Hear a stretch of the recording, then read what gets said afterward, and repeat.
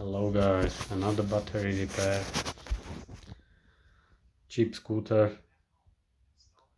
and just confirmation that BMS are there only to make battery not working. So here's the battery. I open the side.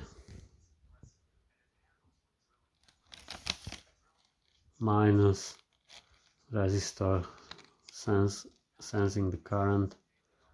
B1, B minus, B1, B2, B3, B4, B5, B6, 7, 8, 9, 10, B plus. So I measure overall voltage before B minus, B plus is okay, but I am not getting output here. So I measure the single voltages of single battery, and what happened, this one, all is good, but this one is fluctuating, so I can't measure anything there. And of course the same problem like with those batteries, mechanical issue.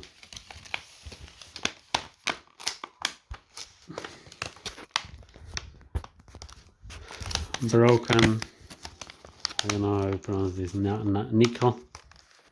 nickel strip right here from the battery. So I open it here as well from the other side, just to measure and make sure that there is a voltage between those batteries. B6, because I didn't see this. This is what you have, this crack in nickel strip. You see this crack, you won't see it. It's just, you just have to go for it. Last time I didn't open it from that side, and then I had extra work. Look at that. You see, when I move it, I'm gonna open it a little bit more. Right? No connection. And because of this, BMS will obviously unplug the voltage. So as I said,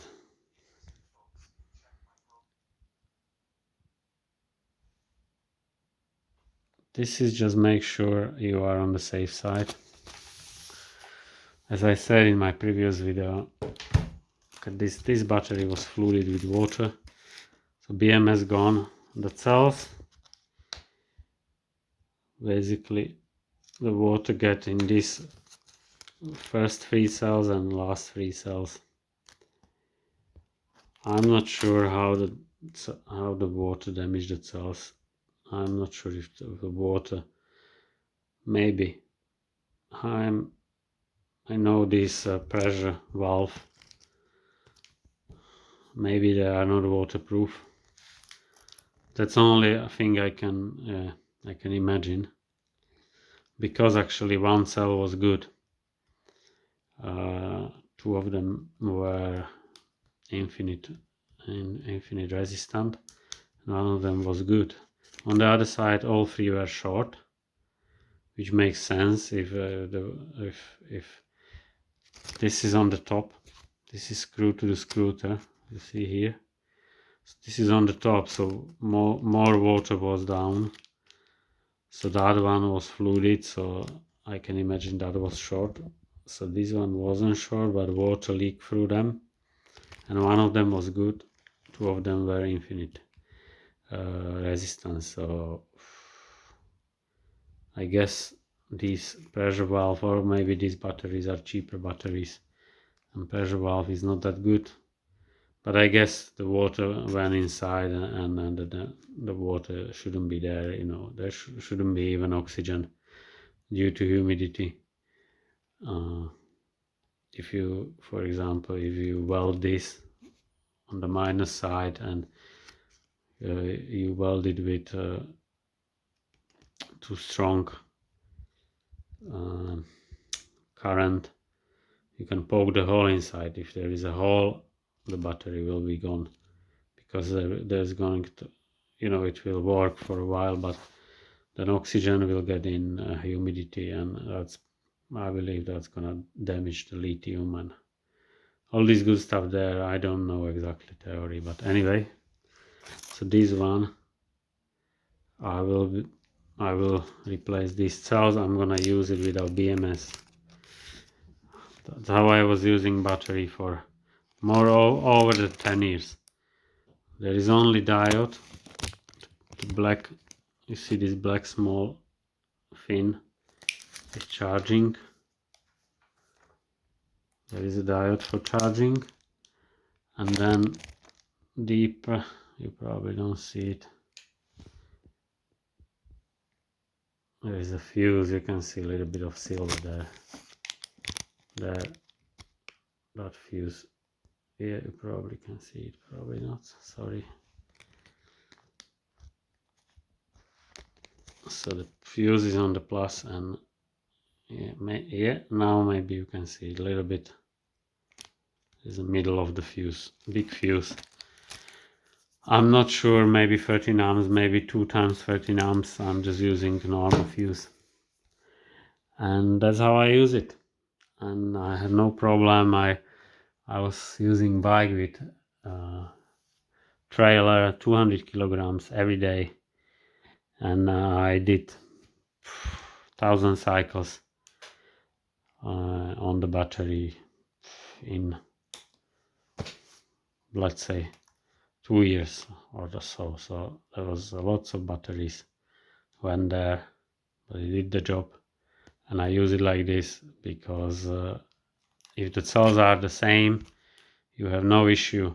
If the cells are similar, you have no issue, because they go together, down, up and down, up and down. Balancer is useless.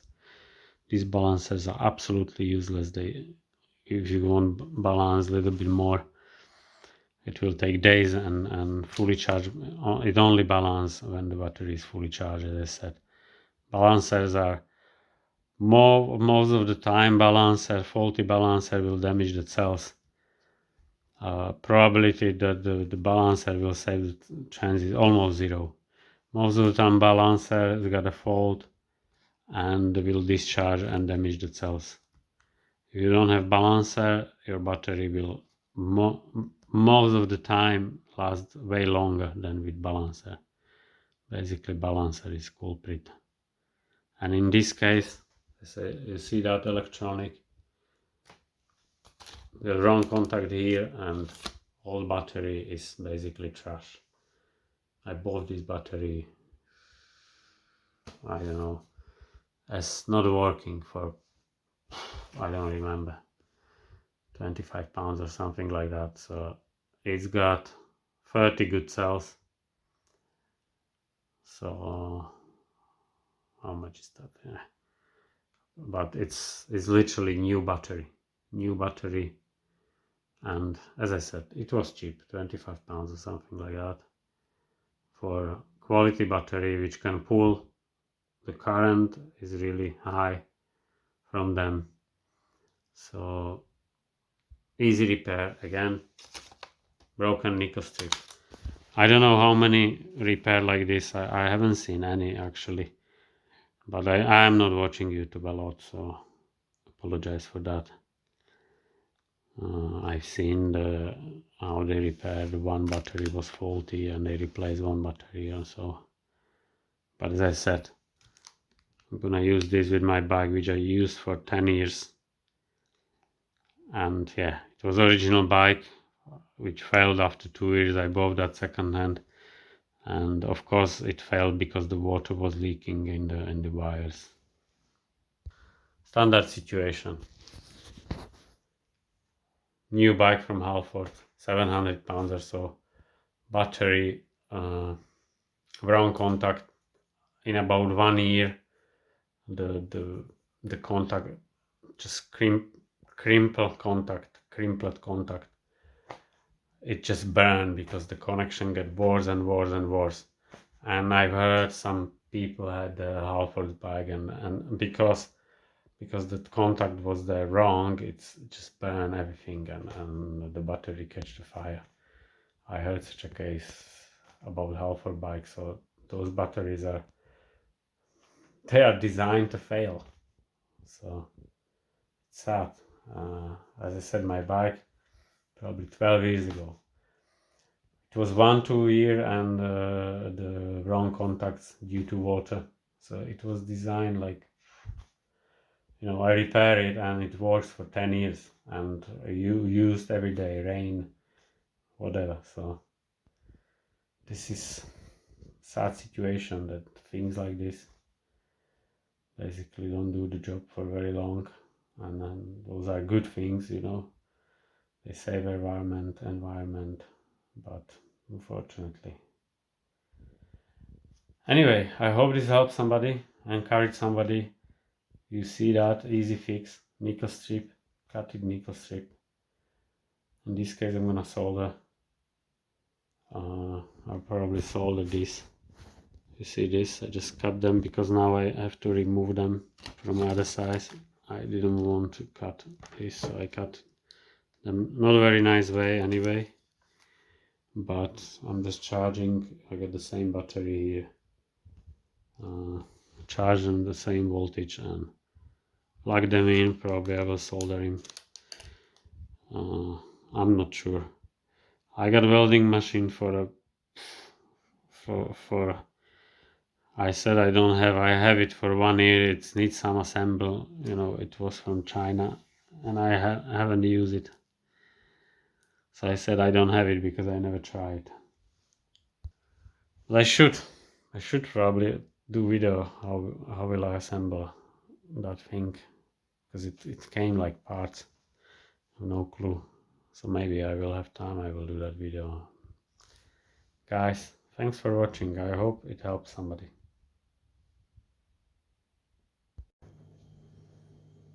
Short addition. I just sold the nickel strip.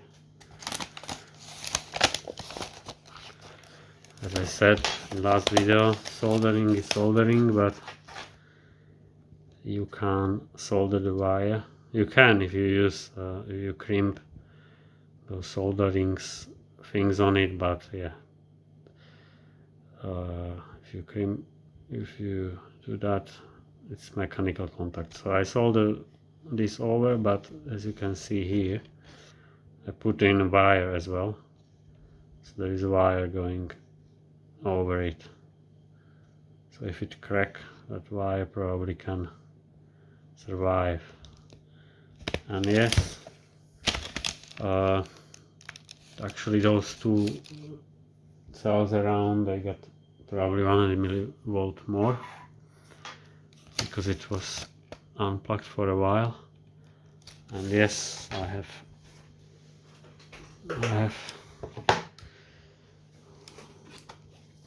now I have voltage here, 40 volts.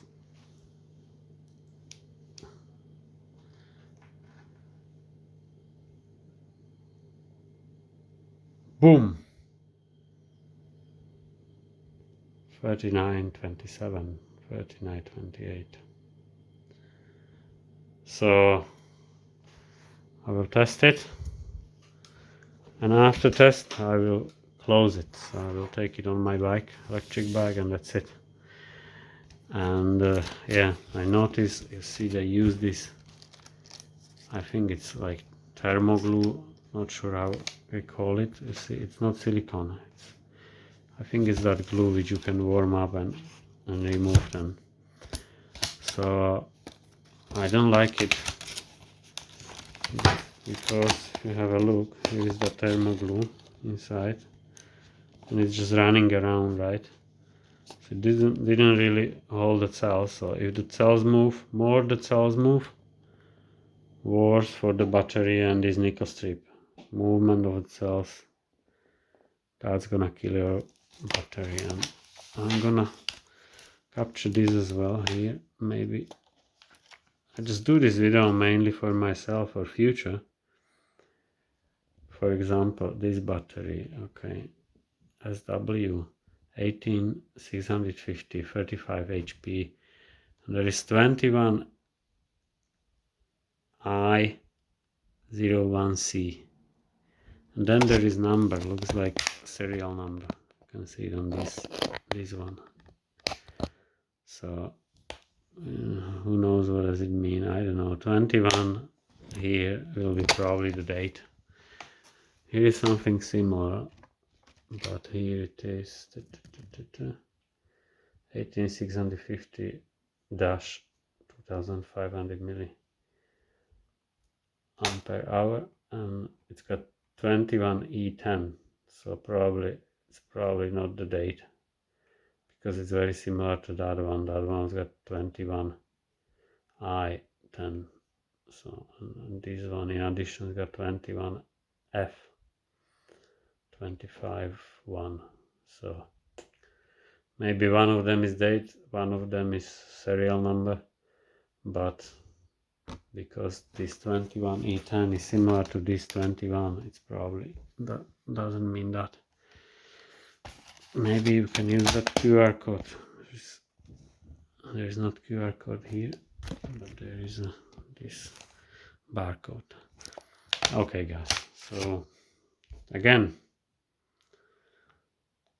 hope it helps somebody. If not, I started this video mainly for me, just I don't really remember many times, so I have to watch the video what was wrong or what I did. Thanks for watching.